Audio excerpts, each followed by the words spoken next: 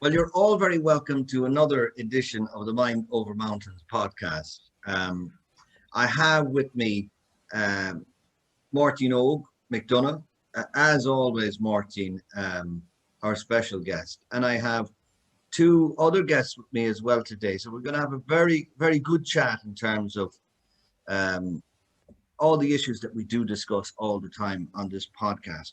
How business leaders have coped with the last year and a half or so, and how they've managed themselves, how they've managed their teams, maybe tips that they've picked up that are for their benefit going forward, and also challenges they've met and how they've met them.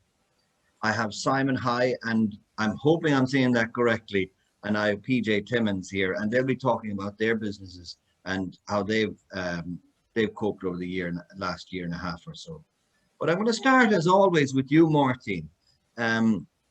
We talk every week about balance and about the importance of not just being focused on one key area in your life. That business people are also human beings. They're also people, and they have families and they have health issues to deal with. And you've spoken about your health issues over the last maybe year and a half or so, where you had quite a scare and a quadruple bypass.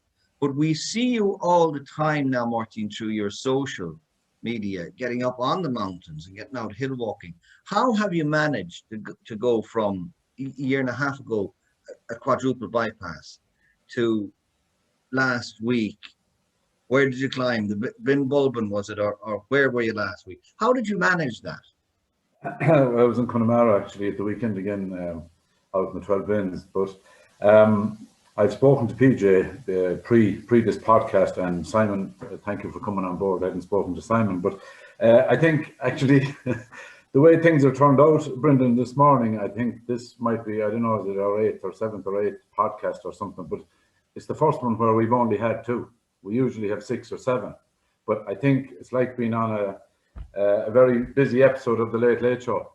Today we're going for real quality rather than quantity. So I think that would be a message I'd be trying to get out to everybody now in their lives. It's really about quality, and like an answer to your lead in, I suppose, to where you got me here, Brendan. And I'm always intrigued, but I'm kind of thinking here, like, forgive me now, lads, what the fuck is he going to ask me here now? but I'm comfortable with all of that. But like PJ would know, but Simon probably wouldn't, from the discussions I had with PJ. I ran 2 businesses myself for over 30 years, and I was totally at the cold face of things. No, I always valued my fitness, and I always valued that side of my life. But I know I did get sucked in when the work got busy, and the monster grew bigger. And I'm sure the guys will appreciate, and yourself, Brendan, as well, that sometimes we are in roles, and whether it's our own businesses or a role we're fulfilling or whatever, and it can get huge. And my businesses at the time became huge, and they became monsters. And while I was doing a little bit of looking after myself, I know now, looking back at it, and when I became a life coach, and that really my work-life balance, I hate using that phrase, but it was nowhere near where it should have been, But there is a difficulty with people who are in that situation, or at that cold face, where, we won't listen to anybody else. And I think there's a big shift now with COVID and what has come out of the last 14 months, where people have begun to look at their own health and well-being, and I think that's positive. So, I'd be interested talking to the lads. I know a little bit about PJ already, but how they're managing that balance. But for myself, I suppose I prioritized more, Brendan, that work was still important to me, but equally important to me now is my health and well-being, and getting out doing things that make me feel good. So that's the shortest answer I can give you now. Oh, okay. And as a coach, Máirtín, with Mind Over Mountains, and I should clarify maybe for people listening again, you specifically coach business owners and some people who are not business owners, but you coach them in relation to looking at business, at life, at health, at all of that sort of stuff. How much emphasis are business owners placing on health then, in relation to maybe their business and other areas? That's a good question. It's I think as I mentioned, I think there is a change, and the mindset is slightly changing in that people realize that, you know, they do need to bring that part of their life into focus a bit more. And it can be more about, like, as much about their family's well-being, their own relationships within their families with their significant other, and themselves and their own health, and the exercise side of that as well. And people are paying an awful lot more attention to it. And it seems to be a market that's growing. But I still think that with a lot of businesses opening up now and a lot of businesses changing, people are challenged a lot now about, you know, trying to reinvent the wheel a little bit. But in that scenario, that they're hopefully paying more attention to their own health and well-being as well. Okay, and before I go to the guys now, I just want to tease this because I've been chatting to Máirtín over the last number of weeks with this podcast, but I want to put myself into the mentality of a business owner that would go to you, Máirtín, for coaching. And let's say what I'm looking for is accountability in terms of where my focus is I want to get my business really humming over the next year or so. And you notice on me that in some way I have no heed at all to my own health. How do you get my mentality to start thinking about health? What do you do in that? I mean, do you start saying you got to get out on the hills, you got to get doing this, or what? How do you get my mind around that? Well, the first thing, normally, if I'm contacted by somebody, they've seen my social media profile, they've got onto my website, and there's something in there that they like, which is a great start first. Okay. And a lot of my focus is outdoors, and it's on doing activities. Now, the other side of that is that I cycled across America. I've been to every space camp. I'm an ex-county footballer, so I would have done things at a very high level. And sometimes that can piss people off, and it can say, oh, Jesus, I'd never be able to do that. But once you get over that initial kind of look, well, where would you like to be at? What am I doing that intrigues you, that you'd like to have a little piece of? And then, you know, there's something that some light goes on within them. And then you work on that and you explore that and you expand it. And that's what I find works with people. Okay, great. Thanks, Máirtín. Listen, Máirtín, I'm going to go to the right corner back, first of all, today. So Simon, first of all, tell us about your business and how the last year has been for you on a personal and professional level. And then we'll start with some more probing questions. Thanks. And it's a real honor to be here. And I don't even know why you asked me, you know, and that is a sign that I'm in the right place, because balance is something that I've had to work hard for myself. I grew up in England. My father's Irish, my mother was English, and I grew up not having any sense of what balance was about. And my business today, I understand it. So just to give you a quick explanation, I've had a 28 career around the world. You can see it on LinkedIn. It's divided into 3 bits. The first 13 years, I was a private practice and a corporate lawyer, and I had no idea about balance. A bit like Máirtín was saying, I was a capitalist. It was all about work and success and results, or perceived success. And then I moved into the corporate space. And then the last 8 years has been the most fun by far. I run my own business around coaching, consulting.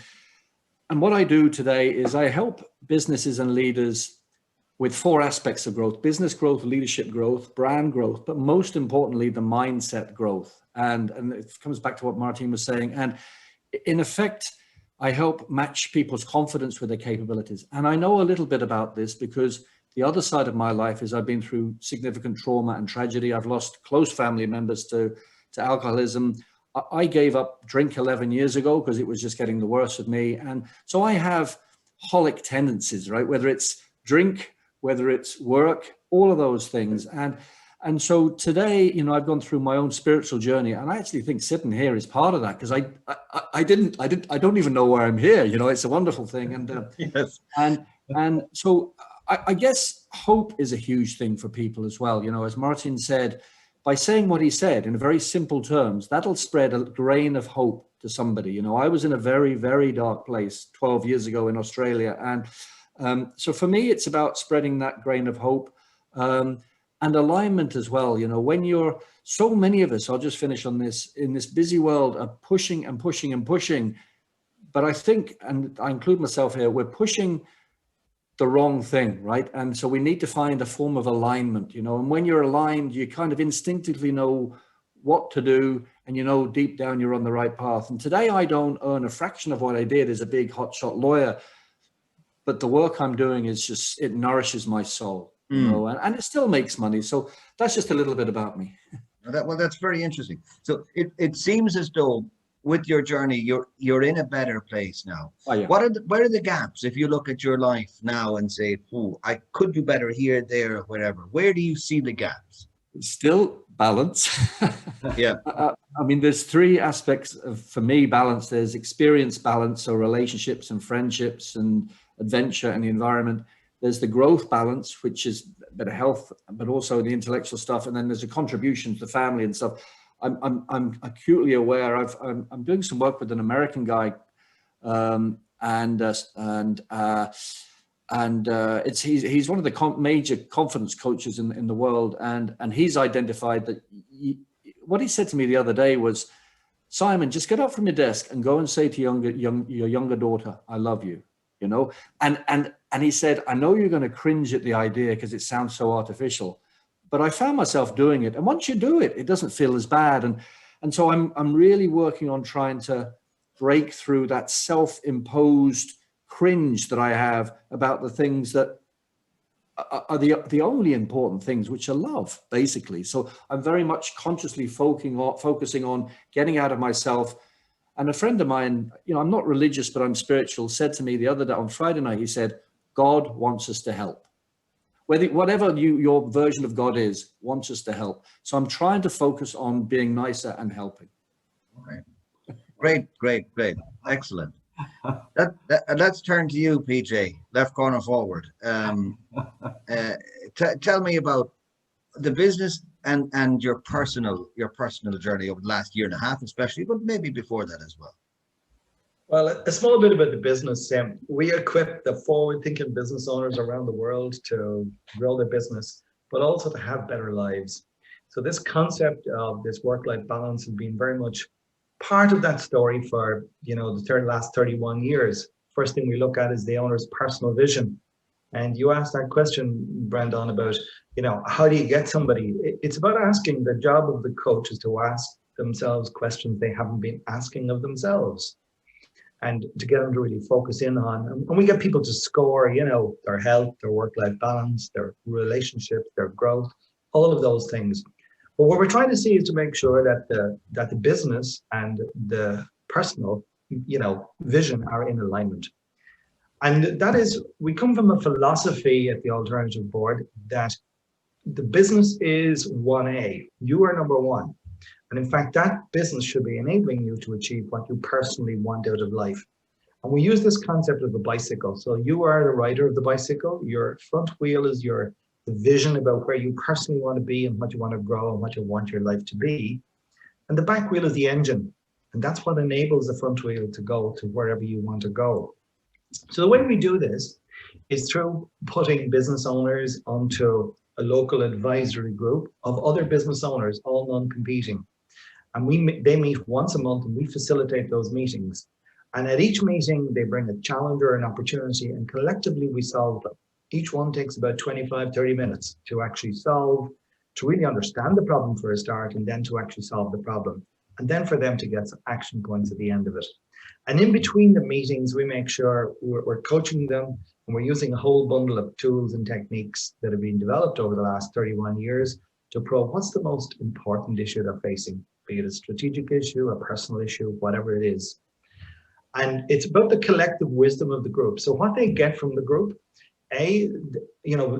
Groups make better decisions than individuals, because even the best individual in a group is actually impacted by the other people and perspectives of the group. The creativity you get from people who are outside your business and outside your industry is really something that is special, that you cannot replicate within your own business. It's an independent group of people as well. So it's not your consultants who are, looking for the next paycheck, your employees who want to stay employed, or your friends who want to stay friends. It's an independent group who are just there to give and receive independent advice. And then the clarity of advice that people get really eliminates their fear of change. And that's one of the biggest things we often face. We have an idea. We have this cognitive dissonance between, what we know we should be doing and what we actually do. Or maybe not being clear about what we should actually do. And the collective wisdom of a group of people all saying the same thing really changes people's views. So if one person tells you you're a horse, you say, well, what an idiot. If two people tell you you're a horse, you think, place is full of idiots. 6 or 7 people tell you you're a horse, you think maybe it is time to go buy a saddle.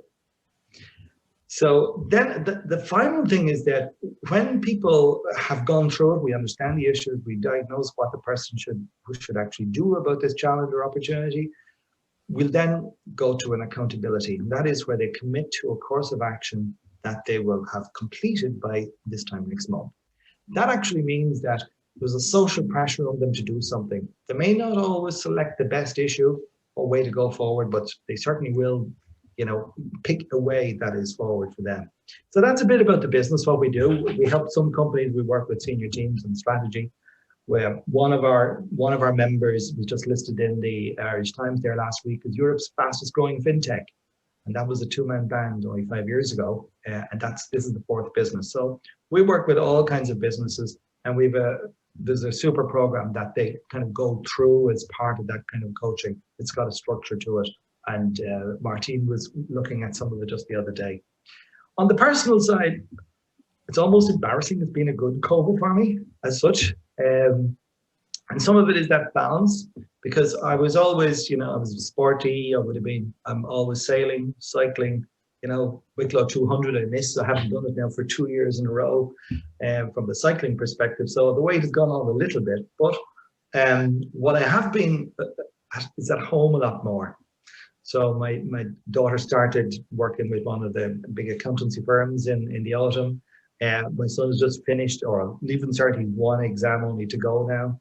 And I have been more the homemaker from a point of view that I've been here. And so at 6 o'clock, I say, right, let's get some food. So I've been cooking a lot more. My culinary skills have taken off completely. And my birthday was just the weekend, and my daughter bought me an amazing book of cooking out of Jerusalem, which is where this place from cooking from all parts of the world has come in. So that's been something completely new for me. And, it's been great pleasure bringing, now that we can have more people around. So having people around, you're doing the cooking, and they can't believe you're doing the cooking and the sailing and the whole lot. So it's been great. What's your best dish?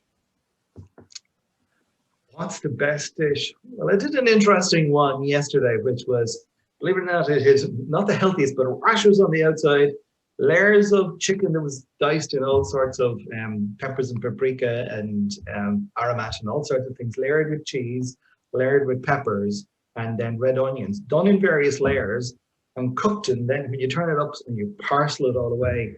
So that seemed to go down well at the weekend. That was a new one. Lovely. I like it. I'm coming to your house, PJ. I'm coming to your house. Now that's great. And you know what? It echoes a lot of the conversations that we've had with business leaders. They've taken on something during COVID that they've kind of something personal, like cooking for people. You kind of improve it that little bit, and it's interesting to see.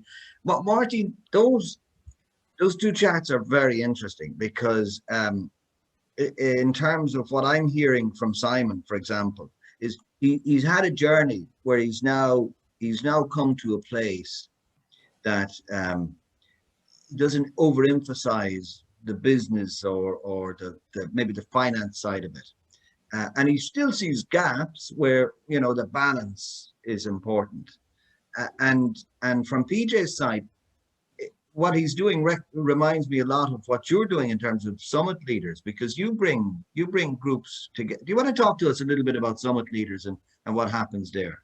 Yeah, well, like where the idea for this podcast came from in the first place was these groups that we brought together, and we called it Summit Leaders, where, not unlike what PJ is saying there, that these individuals come and they work in groups of 5 to 7 people, and we have monthly Zooms and that. And they talk about, there's 3 main issues that we deal with consistently and constantly, is business and relationships and their own health and well-being.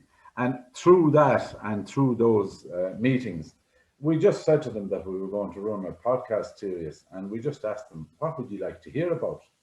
And I think 90% of them came back and they said, well, we'd like to hear from other business people how they were coping. And that's where the idea came from. So that's what it's about, really. Yeah, and we help them. There's a group of 6 or, as I said, 5 to 7 of them, and they're mentoring each other. And I'm facilitating it then, and I'm checking in with them constantly. And it's an interesting concept, and it does bring out that kind of people talk about areas that they wouldn't normally talk to people about, and they can find strength from one another. And that's where the idea came from the podcast as well. Yeah. Great. Now, the next segment of the podcast, we'll talk a couple of minutes just between us all. I want you all to pick one thing. Now, if you've mentioned it already, great. If you can bring something new, brilliant.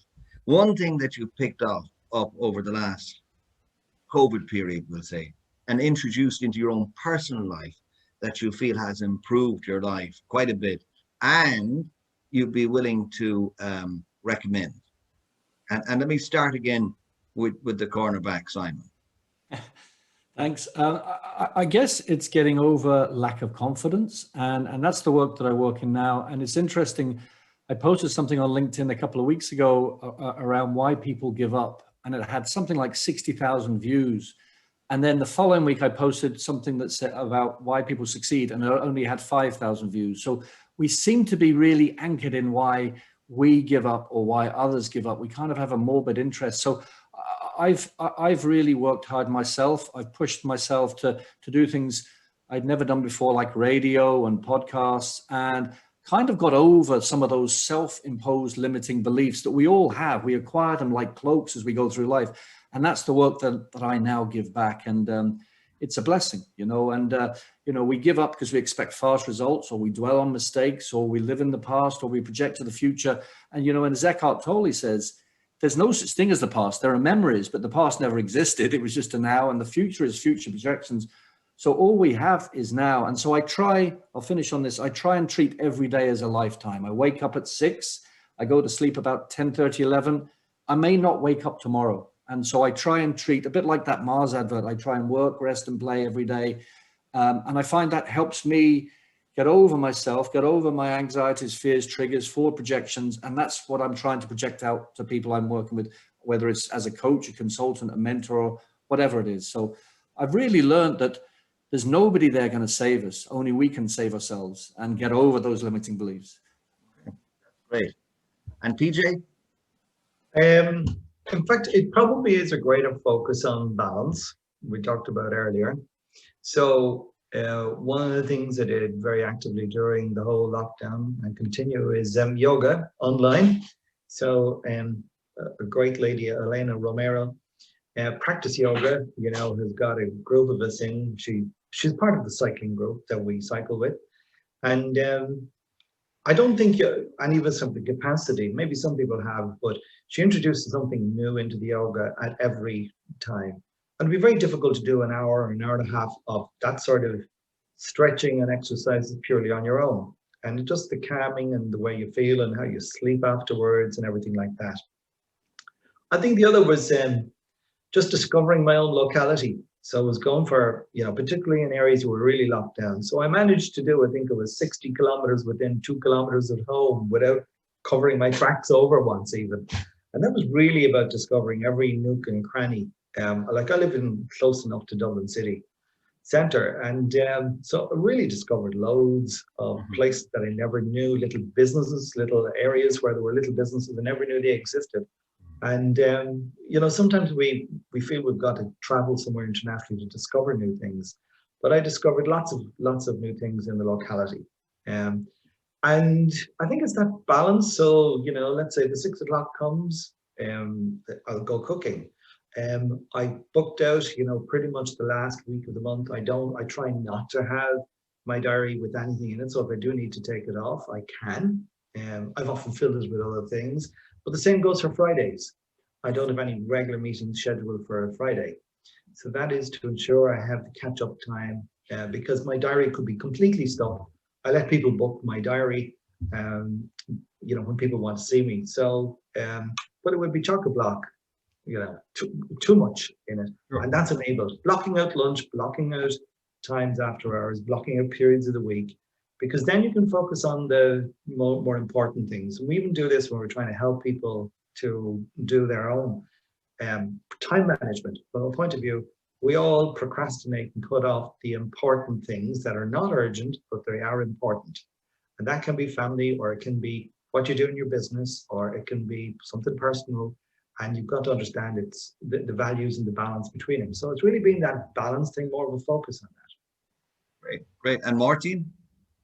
Yeah, very interesting topics there from the guys, and I was making some notes on that. I do forget sometimes that at the flick of a button I can play this back and listen to it all again. When somebody's making a point, I get consumed by it. And a lot of the points the guys were making, like, we're very aligned actually, the three of us this morning, Brendan, I'd say you'd agree with, you know, our outlook on what we're doing. Yeah. But just on a point that Simon made there, I know that like sometimes as you go through your life and crash, bang, wallop, and I'm 2/3 of the way writing through a book at the moment, and my publisher said to me about 2 months ago, he said, Máirtín, he said, you know, the good stories in your life are great, he said, and I love them and everything, but he said, you need to bleed on the typewriter. In other words, he said, it's the stuff, he said, that went wrong, he said, it's the shit in your life. That's what everybody wants to hear about. They love the fact, he said, you cycled the bike across America, but everyone, how the fuck did you lose 2 businesses that were turning over millions? How did you cope? And I can see where Simon comes from with that. But then, like, with PJ, I totally agree, like, it's, you know, finding out about your area, what's close to you, you know, creativity, it's amazing. And I think the big thing that has come out of life for me, and I'm 60 now, is appreciation of the famous film, The Good, the Bad and the Ugly. It's an appreciation of where you've got to and everything you've gone through to get to here. And that's the big one for me, is appreciation, really. Guys, I want to thank you all very, very much. It's been very, very interesting, and I think our listeners will get an awful lot out of it. I feel quite zen myself after that conversation, and I'm also in the mood to wrap a bit of bacon around some chicken. So thank you, and we'll talk again. Okay. Cheers. Thanks very much, guys. Thanks.